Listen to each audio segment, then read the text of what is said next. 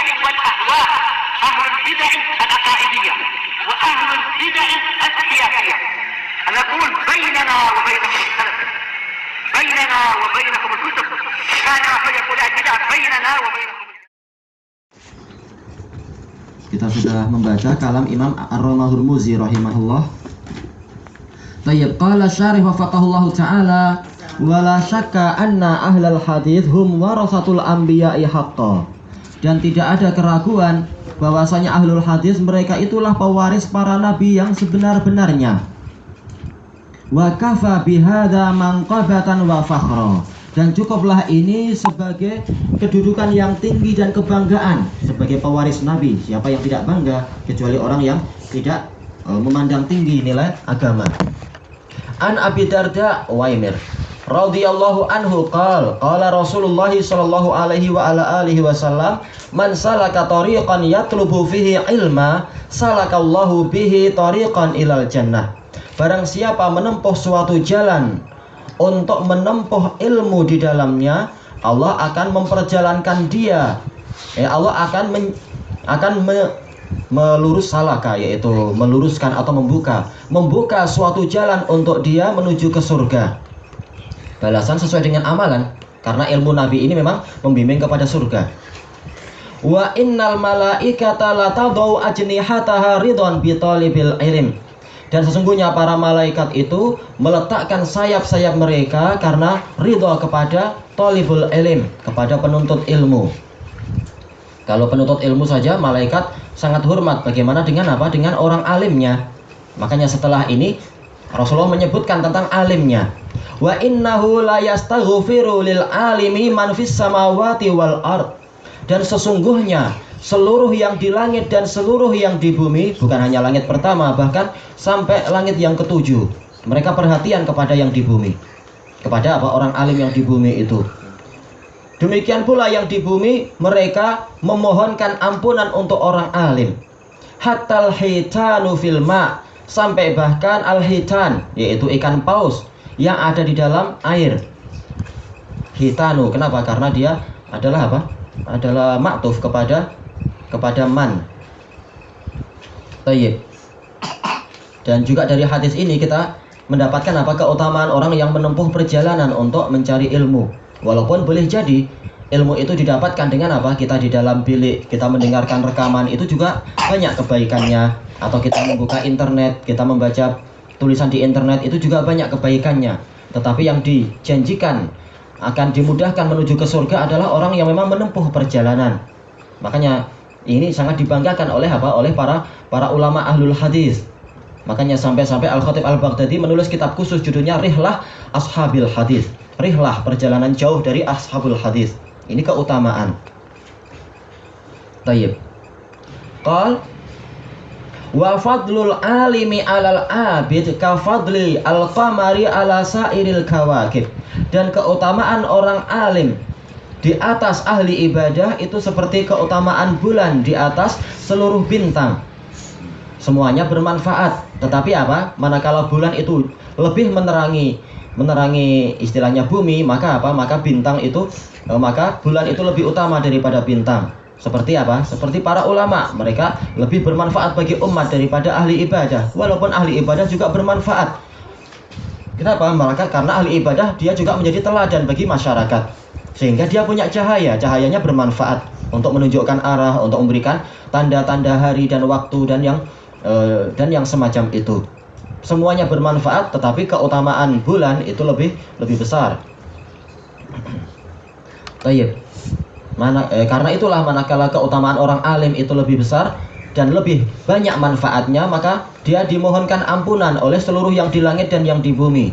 Kenapa? Sebagaimana dijelaskan oleh Imam Ibnul Qayyim rahimahullah, karena orang alim ini yang menyadarkan para hamba agar tidak berbuat maksiat, sehingga apa? Sehingga bumi ini penuh dengan berkah, tidak muncul kerusakan di mana-mana.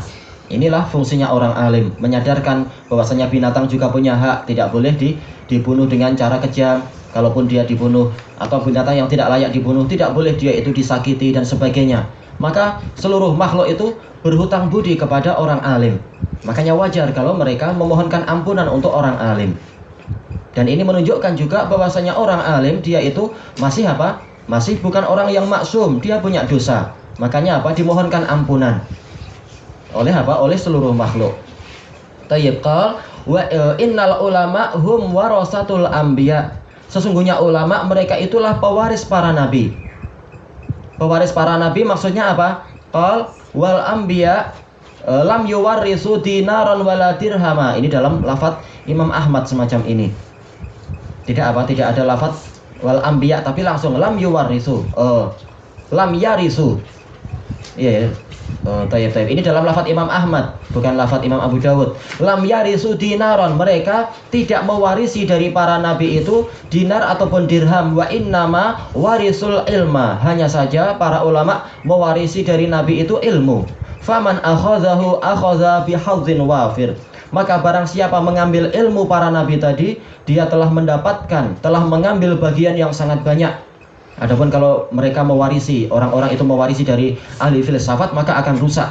Maka hendaknya kita mengambil ilmunya adalah dari warisan para nabi, bukan warisan orang-orang yang sesat itu. Dan dari sisi yang lain dijelaskan oleh Imam Ibnul Qayyim bahwasanya para ulama selain mereka itu mewarisi ilmu, mereka juga mewarisi wazifah. Mewarisi apa? Mewarisi tugas. Bukan hanya mengambil ilmu kemudian diam saja, bukan. Mereka juga bertugas untuk apa? Untuk mendakwahkan, sebagaimana para nabi juga apa? Mendakwahkan ilmu tersebut. Dan manakala mereka mewarisi ilmu dan mewarisi tugas, maka mereka akan mewarisi keutamaan sesuai dengan kadarnya. Sebagaimana dijelaskan Ibnul Qayyim dalam kitab yang lain, yaitu I'lamul Muwaqqi'in. Kenapa? Karena warisan itu dibagi-bagi tidak sama rata, tetapi ada yang mendapatkan setengah, ada yang mendapatkan sepertiga, ada yang 2/3, ada yang 1/8. Maka seperti itu pula para ulama. Sebagian ada yang mendapatkan warisan sangat banyak, ada yang hanya 1/4, ada yang demikian, ada juga yang minal mahjubin, terhalang dari warisan karena suatu sebab. Maka masing-masing akan apa? Mendapatkan kedudukan sesuai dengan apa? Kadarnya. Makanya barang siapa mendapatkan ini, dia akan mendapatkan bagian yang besar, kata Rasulullah SAW di sini. Siapa yang paling layak mendapatkan warisan ini? Jelas adalah para ahlul hadis, karena mereka yang paling dekat dengan apa? Dengan ilmu-ilmu Nabi SAW.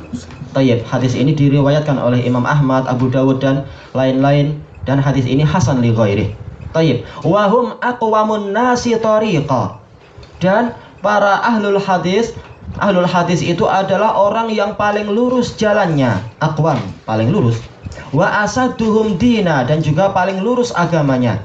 Qala Syekhul Islam rahimahullah, minal ma'lum anna ahlal hadis yusyarikuna kulla ta'ifatin fima yatahallawna bih. Dan telah diketahui melalui apa? Penelitian bahwasanya ahlul hadis itu menyekutui setiap kelompok di dalam perkara yang mereka berhias dengannya. Min sifatil kamal, yaitu dari sifat-sifat kesempurnaan. Setiap kelompok, setiap firqah dengan apa istilahnya, dengan kesibukan mereka memiliki apa? Kecerdasan. Ahlul hadis juga punya kecerdasan. Mereka memiliki penelitian, ahlul hadis punya juga penelitian. Mereka memiliki apalagi apa saja yang disebutkan sebagai suatu perhiasan dari masing-masing kelompok, ahlul hadis juga memiliki itu. Wa yamtazuna anhum bima laisa indahum.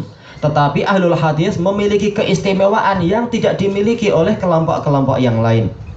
Fa innal munazi'a lahum, karena sesungguhnya kelompok yang berselisih dengan ahlul hadis, munazi' yang berselisih, yang bertentangan, la budda an yadhkura fi ma yukhalifuhum fihi tariqan ukhra.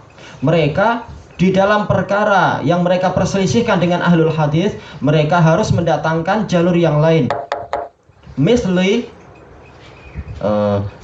Misla al-ma'qul, contohnya adalah dalil akli, wal qiyas, dalil qiyas, wal ra'i, dan juga rasio, wal kalam, yaitu apakah yang dimaksud ilmu kalam boleh jadi, atau yang dimaksud adalah penjelasan dan semacamnya, wan nazar, penelitian, wal istidlal, yaitu pendalilan, wal muhajjah, yaitu metode perdebatan, wal mujadalah, hampir sama ya, diskusi dan semacamnya, wal mukasyafah, yaitu adanya firasat, wal mukhatabah, yaitu pembicaraan atau ya diskusi lagi, wal wajd, yaitu perasaan, wal dzauq, hampir sama perasaan.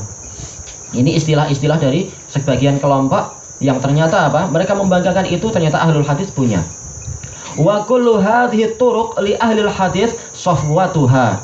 Setiap metode untuk mencari kebenaran ini tadi, ahlul hadis memiliki yang paling intinya, safwah, yaitu yang paling murni, bukan yang jelek-jeleknya.